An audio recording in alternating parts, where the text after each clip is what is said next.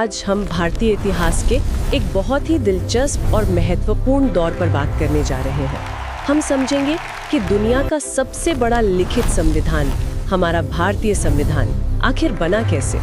हम बात करेंगे भारतीय संविधान के निर्माण की, और इसमें हम 1940 से लेकर 26 जनवरी 1950 तक के पूरे समय को कवर करेंगे। बिल्कुल, और हमारी कोशिश सिर्फ तारीखें और घटनाएं गिनाने की नहीं होगी। हम उस माहौल, उन बहसों, उन चुनौतियों और उन महान विचारों को समझने की कोशिश करेंगे जिन्होंने उस समय एक बिखरे हुए देश को एक मजबूत लोकतंत्र की शक्ल दी। सही बात है। एक कहानी किसी एक दिन की नहीं, बल्कि सालों की जबरदस्त मेहनत और दूरदृष्टि की है। बिल्कुल, तो चलिए इस सफर की शुरुआत करते हैं। अच्छा, इस कहानी की शुरुआत कहाँ से करें? ये संविधान सभा बनाने का विचार आया कहाँ से? ये अचानक तो नहीं हुआ होगा? नहीं, बिल्कुल नहीं। ये दशकों की मांग का नतीजा था। सबसे पहले इसका औपचारिक विचार 1934 में एमएन रॉय ने रखा था। एमएन रॉय जी, जो भारत में कम्युनिस्ट आंदोलन के एक बड़े नेता थे। ये अपने आप में क्रांतिकारी विचार था कि भारतीय ही अपने राजनीतिक भविष्य का फैसला करें, न कि कोई बाहरी ताकत। और ब्रिटिश सरकार ने इस मांग को कब मानना शुरू किया? उन्होंने इसे धीरे धीरे किश्तों में माना। पहले तो 1940 के अगस्त प्रस्ताव से। उस वक्त ऐसा क्या हो रहा था कि अंग्रेजों को ये प्रस्ताव लाना पड़ा? आपने बिल्कुल सही नस्तबरी है। देखिए, दूसरा विश्व युद्ध चल रहा था और ब्रिटेन की हालत कह सकते हैं कि बहुत खराब थी। उन्हें युद्ध के लिए भारतीय सैनिकों और संसाधनों की सख्त जरूरत थी। अच्छा, तो ये एक तरह की मजबूरी थी। हाँ, इसी मजबूरी में तत्कालीन वाइसरॉय लिनलिथगो ने 1940 में ये अगस्त प्रस्ताव पेश किया। इसमें पहली बार ब्रिटिश सरकार ने आधिकारिक तौर पर यह माना कि भारत का संविधान बनाना मुख्य रूप से भारतीयों का ही अधिकार होगा। ये तो बड़ी बात थी। बहुत बड़ी। साथ ही उन्होंने युद्ध के बाद भारत को डोमिनियन स्टेटस और एक संविधान सभा बनाने का वादा किया।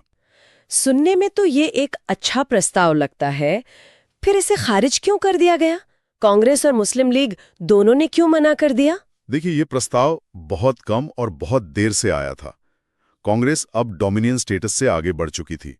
वे अब पूर्ण स्वतंत्रता की मांग कर रहे थे। तो उनके लिए ये अधूरा था। बिल्कुल। और वहीं मुस्लिम लीग को उसमें पाकिस्तान की मांग साफ तौर पर मंजूर होती दिख नहीं रही थी, इसलिए उन्होंने भी इसे ठुकरा दिया। लेकिन इसका एक बड़ा सांकेतिक महत्व था।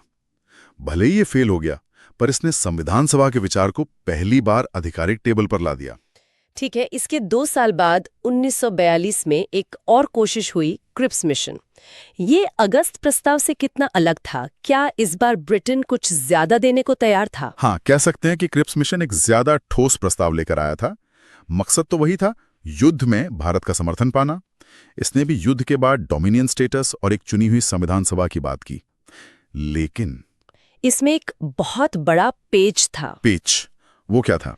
इसमें प्रांतों को ये अधिकार दिया गया था कि अगर वे चाहें तो भारतीय संघ से अलग रह सकते हैं। अरे, ये तो एक तरह से पाकिस्तान की मांग को हरी झंडी दिखाने जैसा था। बिल्कुल।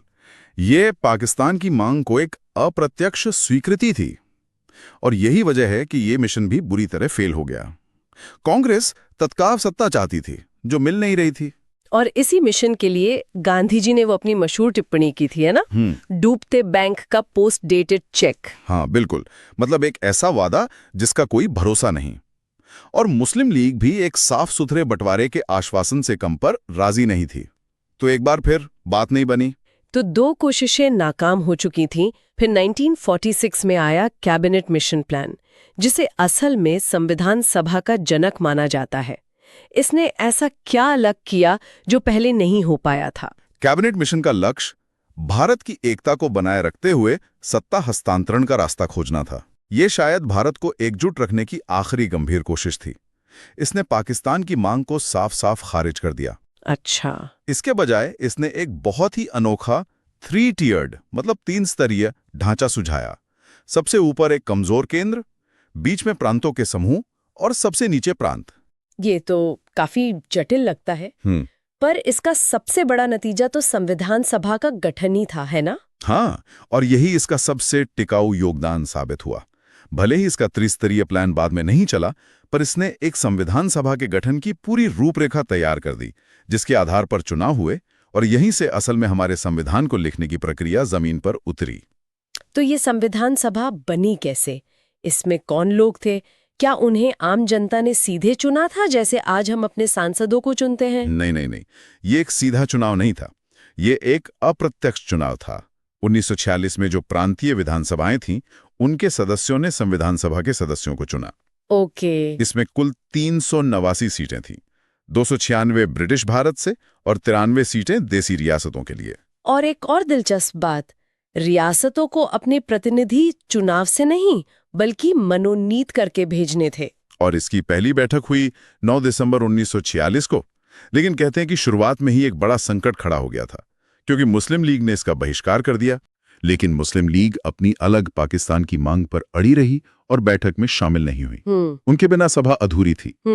इस बहिष्कार ने ये लगभग तय कर दिया था कि देश का बंटवारा होकर रहेगा। और इसी दौरान एक अंतरिम सरकार भी काम कर रही थी। जी हाँ, एक अंतरिम सरकार भी काम कर रही थी, जिसके मुखिया वाइसरॉय थे और उपाध्यक्ष जवाहरलाल नेहरू थे। तो मुस्लिम लीग के बिना ही सभा ने अपना काम आगे बढ़ाया। ये काम कितना बड़ा और मुश्किल रहा होगा? कितना समय लगा इसे पूरा करने में? इसे पूरा करने में 2 साल 11 महीने और 18 दिन लगे। इस दौरान कुल 11 सत्र हुए।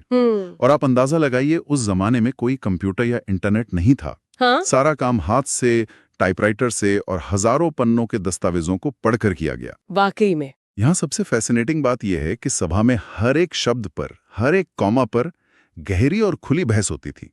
हमारे निर्माताओं ने लगभग 60 देशों के संविधानों को पढ़ा और उन पर विचार किया।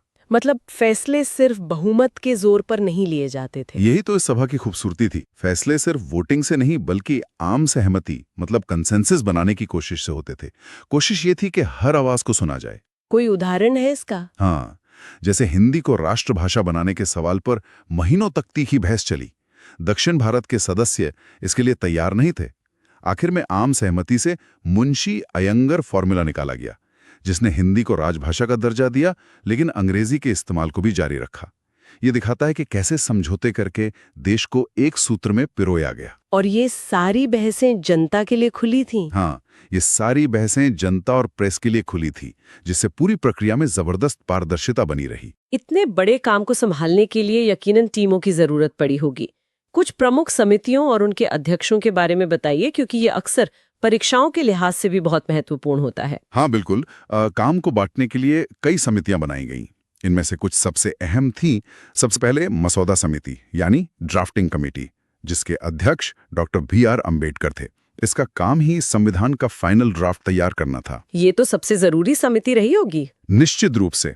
फिर थी संघ शक्ति समिति, यूनियन पावर्स कमेटी, जो केंद्र की शक्तियों पर काम कर रही थी। इसके अध्यक्ष जवाहरलाल नेहरू थे। इसी तरह प्रांतीय संविधान समिति, प्रोविंशियल कॉन्स्टिट्यूशन कमेटी के अध्यक्ष सरदार वल्लभ भाई पटेल थे, जो प्रांतों के संविधान का ढांचा बना रही थी। सही। और मौलिक अधिकारों और अल्पसंख्यकों से जुड़ी सबसे जरूरी सलाहकार समिति के अध्यक्ष भी सरदार पटेल ही थे। और पूरी सभा की कार्यवाही को संभालने वाली संचालन समिति, स्टीयरिंग कमेटी के अध्यक्ष डॉक्टर राजेंद्र प्रसाद थे, जो सभा के स्थायी अध्यक्ष भी थे। यहाँ एक आसान तरीका हो सकता है याद रखने का। संघ यानी यूनियन से जुड़े मामलों में नेहरू और प्रांत यानी प्रोविंसेस और अधिकारों के मामलों में पटेल। ये एक बहुत अच्छी ट्रिक है, इससे काफी आसानी हो जाती है। तो ये समितियां बन गईं, तो सबसे बड़ा काम था एक ड्राफ्ट तैयार करना। यहीं पर तस्वीर में आते हैं डॉक्टर BR अम्बेडकर। उन्हें भारतीय संविधान का जनक क्यों कहा जाता है? सिर्फ इसलिए कि वो मसौदा समिति के अध्यक्ष थे? उनकी भूमिका इससे कहीं ज्यादा बड़ी और गहरी थी। उन्हें सिर्फ उनकी कानूनी विशेषज्ञता के लिए नहीं चुना गया था, बल्कि सामाजिक न्याय की उनकी गहरी समझ के लिए भी चुना गया था। उनका काम सिर्फ ड्राफ्ट लिखना नहीं था। उन्होंने सभा में उठे हर सवाल, हर आलोचना का धैर्यपूर्वक और तर्क के साथ जवाब दिया। उन्होंने ही ये सुनिश्चित किया कि समानता, न्याय और बंधुत्व जैसे सिद्धांत सिर्फ किताबी शब्द न रह जाएं, बल्कि संविधान की आत्मा बने। और शायद सदियों से चले आ रहे सामाजिक भेदभाव को खत्म करने के लिए संवैधानिक सुरक्षा उपायों पर भी उन्होंने ही सबसे ज्यादा जोर दिया। हाँ बिल्कुल, आरक्षण जैसे प्रावधानों को शामिल करने और छुआछूत जैसी कुप्रथा को गैरकानूनी बनाने के पीछे उनकी एक मजबूत आवाज थी। वो जानते थे कि सिर्फ राजनीतिक आजादी काफी नहीं है, सामाजिक आजादी भी उतनी ही जरूरी है। सही बात है। सच कहूं तो अगर उनकी दूरदृष्टि और वो जबरदस्त मेहनत ना होती तो आज हमारा संविधान जैसा है वैसा कभी बन ही नहीं पाता। संविधान के साथ साथ हमारे राष्ट्रीय प्रतीकों को भी इसी सभा ने अपनाया। ये भी एक दिलचस्प पहलू है। जैसे हमारा तिरंगा, इसे कब अपनाया गया? हाँ, इनकी तारीखें अक्सर पूछ ली जाती हैं। हमारे राष्ट्रीय ध्वज यानी तिरंगे को 22 जुलाई 1947 को अपनाया गया। आजादी से भी पहले? हाँ, आजादी से भी पहले। फिर राष्ट्रगान जन गण मन और राष्ट्रगीत वंदे मातरम दोनों को 24 जनवरी 1950 को अपनाया गया और राष्ट्रगीत को राष्ट्रगान के बराबर का दर्जा दिया गया। और एक राष्ट्रीय प्रतिज्ञा भी है जो हम स्कूलों में सुनते थे, क्या वो भी यहीं से आई? नहीं, ये एक जरूरी फर्क है। राष्ट्रीय प्रतिज्ञा 1962 में लिखी गई थी और बाद में इसे स्कूलों में अपनाया गया। ये हमारे संवैधानिक दस्तावेज का हिस्सा नहीं है। अच्छा, ये जानना जरूरी था। तो अब हम अंतिम चरण पर आते हैं। ड्राफ्ट तैयार हो गया, उस पे बहस हो गई, फिर इसे अपनाने और लागू करने की प्रक्रिया क्या थी? ये दो अलग-अलग तारीखें क्यों हैं, 26 नवंबर और 26 जनवरी? देखिए, अंतिम मसौदा तैयार होने के बाद इसे जनता के सुझावों के लिए प्रकाशित किया गया। 8 महीने का समय दिया गया उन सुझावों पर विचार करने और सैकड़ों संशोधनों के बाद आखिरकार 26 नवंबर 1949 को संविधान सभा ने इसे अपनाया यानी अडॉप्ट किया। इसीलिए इस दिन को हम संविधान दिवस के रूप में मनाते हैं। बिल्कुल ठीक है, तो 26 नवंबर को संविधान बनकर तैयार हो गया और उस पर हस्ताक्षर भी हो गए। फिर इसे पूरी तरह से लागू करने के लिए 2 महीने का इंतजार क्यों किया गया? 26 जनवरी की तारीख में ऐसा क्या खास था? इस तारीख का एक बहुत बड़ा ऐतिहासिक और भावनात्मक महत्व था। 1929 के लाहौर अधिवेशन में कांग्रेस ने पूर्ण स्वराज का संकल्प लिया था और 26 जनवरी 1930 का दिन पूरे देश में पूर्ण स्वराज दिवस के रूप में मनाया था। ओहो, उसी ऐतिहासिक दिन की याद को हमेशा के लिए जिंदा रखने के लिए हमारे संविधान को 26 जनवरी 1950 को पूरी तरह से लागू किया गया और भारत एक संप्रभु गणराज्य बना। ये बहुत दिलचस्प है। अब एक सवाल जो हमेशा उठता है, हमारे संविधान को अक्सर उधार का थैला कहा जाता है। क्या हमने सिर्फ दूसरे देशों की नकल की? ये उधार का थैला कहना एक तरह से हमारे संविधान निर्माताओं की समझदारी का अपमान है। सोचिए, उन्होंने दुनिया भर के बेहतरीन विचारों की एक तरह से शॉपिंग की, लेकिन हर चीज को भारतीय जरूरतों के हिसाब से ऑल्टर किया। ये नकल नहीं, समझदारी थी। कोई उदाहरण दे सकती हैं? जरूर। जैसे हमने ब्रिटेन से संसदीय प्रणाली तो ली, पर उनके राजा की जगह अपने चुने हुए राष्ट्रपति को राष्ट्र का प्रमुख बनाया। अच्छा। अमेरिका से हमने 2 बड़ी चीजें ली, एक तो मौलिक अधिकार और दूसरा न्यायिक समीक्षा यानी जुडिशियल रिव्यू। अच्छा, जुडिशियल रिव्यू मतलब अदालतें सरकार के बनाए कानूनों को जांच सकती हैं? बिल्कुल। अदालत के पास ये शक्ति है कि वो सरकार के बनाए किसी भी कानून को रद्द कर सकती है अगर वो कानून संविधान के खिलाफ हो। ये एक तरह का सेफ्टी वॉल्व है। इसी तरह आयरलैंड से राज्य के नीति निर्देशक सिद्धांत लिए, कनाडा से एक मजबूत केंद्र वाली संघीय व्यवस्था ली और जर्मनी से आपातकाल के प्रावधान लिए। और भारत सरकार अधिनियम 1935 का भी तो बहुत बड़ा असर था। बहुत बड़ा। हमारे संविधान का जो ढांचागत हिस्सा है, जैसे संघीय योजना, न्यायपालिका, लोक सेवा आयोग, ये सब काफी हद तक 1935 के अधिनियम से लिए गए हैं।